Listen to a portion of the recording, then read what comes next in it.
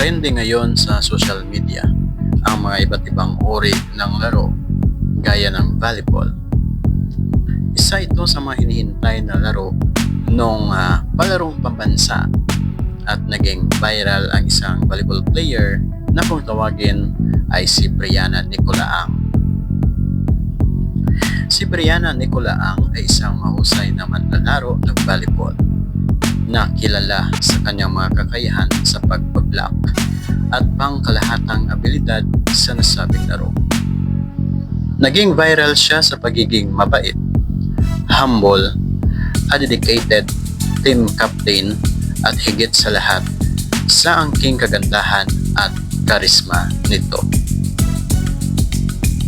Nagkamit siya ng ilang mga parangal sa paglalaro, kabilang na ang pagiging best middle blocker sa iba't ibang volleyball tournaments at pagkapanalo ng mga medalya sa palarong pambansa.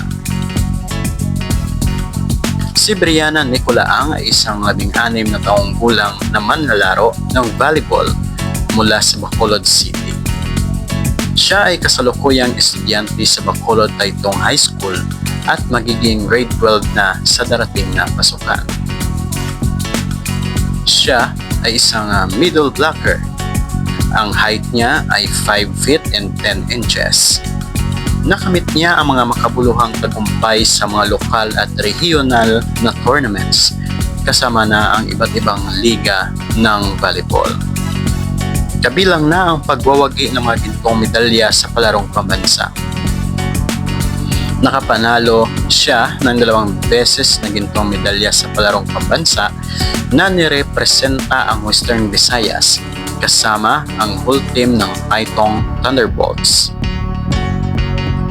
Kabilang sa kanyang mga nagawa ang pagiging best middle blocker sa iba't ibang kompetisyon at pagkuha ng silver medal sa palarong pambansa nitong 2025. Ang team ng Western Visayas, kung inyong matandaan, ay nakatupit na sa palarong pambansa.